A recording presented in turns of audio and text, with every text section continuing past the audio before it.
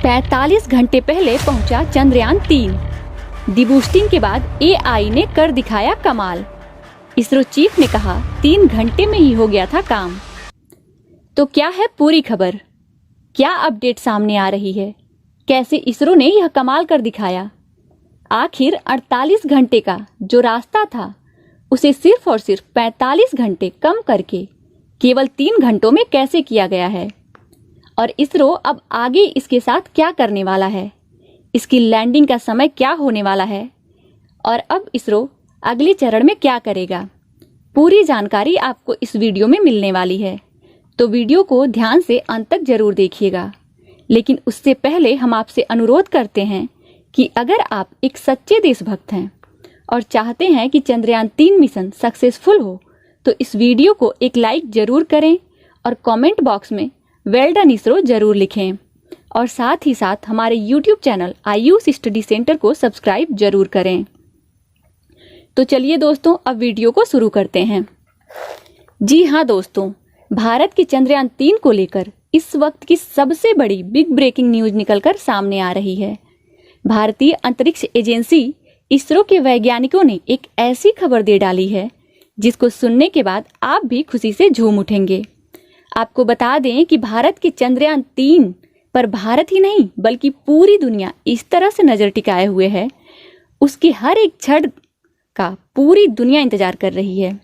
माना जा रहा है कि जल्द से जल्द चांद के सतह पर लैंड करने के लिए भारत का चंद्रयान-3 तैयार है और ऐसे में उसकी डीबूस्टिंग की पहली कड़ी भी शुरू की गई थी, जिसके बाद अब जो खबर सामने आई है उसको सुनने के बाद आप भी खुशी से झूम उठने वाले हैं।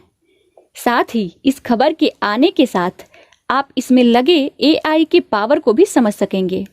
बता दें कि इसरो चीफ ने बताया है कि हमारा चंद्रयान-3 अब 45 घंटे पहले ही अपने नियत स्थान पर पहुंच चुका है और यह सब कुछ हुआ डीबूस्टिंग के बाद एआई में लगे उपकरणों की मदद से।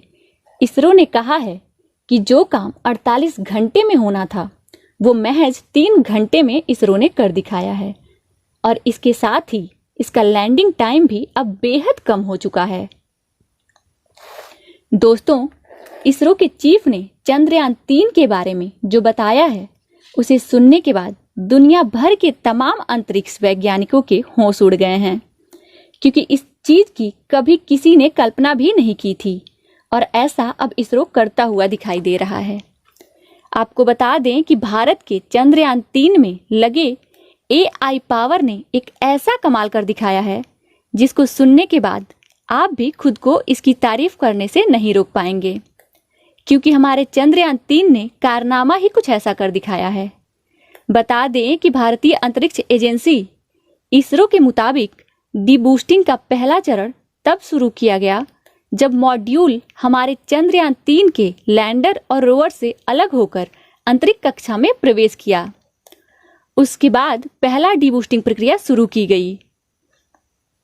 इसरो ने बताया है कि डीबूस्टिंग का पहला चरण कल शाम को ही खत्म हुआ था और इसके चरण खत्म होने के बाद लगभग 20 तारीख को दोबारा डीबूस्टिंग के चरण पर पहुंचना था। लेकिन इसरो ने अब इस बीच में जो खबर दे डाली है, रातों रात जो कमाल हमारे चंद्रयान-3 ने कर दिखाया है, उसको सुनने के बाद पूरी दुनिया के वैज्ञानिक भी दंग रह चुके हैं। बता दें कि भारत के चंद्रयान-3 ने देर रात एक ऐसा कमाल किया है जिसको सुनने के बाद आप भी खुशी से झूम उठेंगे। कमाल यह किया है कि जो रास्ता अभी 48 घंटों में तय करना था, यानी 18 से 20 तक जिस रास्ते पर पहुंचकर उसे दोबारा उस डीबूस्टिंग पॉइंट पर पहुंचना था जिस पर डीबूस्ट लास्ट 20 तारीख को करना था, उस पर वह आज ही पहुंच चुका है।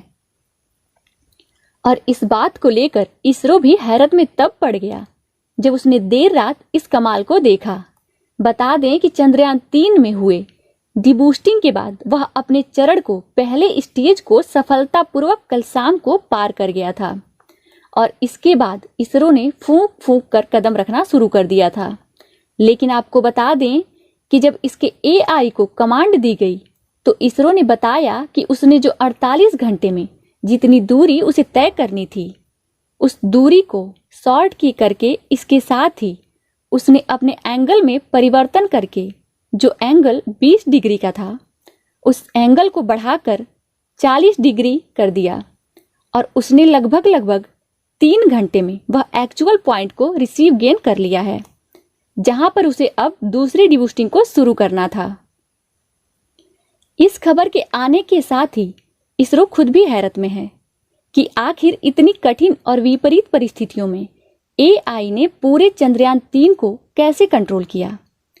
दोस्तों, इसको लेकर भी इसरो चीफ ने जानकारी दी है। इसरो ने कहा है कि हम आगे की लैंडिंग प्रोग्रामिंग करने के साथ ही एआई आधारित उपकरणों की मदद और इसमें लगे ह्यूमैनॉइड रोबोटिक ब्रेन का भी इस्तेमाल करने वाले हैं, जो कि इसमें सबसे अहम भूमिका निभाने वाला है।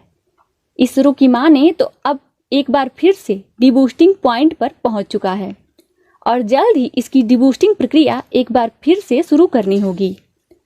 इसरो ने कहा है कि हम जैसे ही डिबूस्टिंग प्रक्रिया को शुरू करेंगे उसके 48 घंटे के बाद फिर ये डिबूस्टिंग प्रक्रिया संपन्न हो पाएगी और इस डिबूस्टिंग प्रक्रिया के उस जगह पर एक्चुअल पहुंचने के बाद ही अब इसकी वर्टिकल लैंडिंग प्रोग्राम को एक्टिवेट कर दिया जाएगा।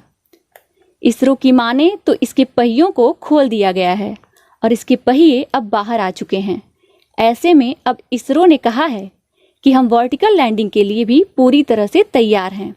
हालांकि 24 घंटे पहले ही इसरो ने इसे खोलने को लेकर जानकारी भी दे दी है। इसरो ने कहा है कि अब अगली डिबूस्टिंग की प्रक्रिया जो होगी वो सबसे खतरनाक होगी।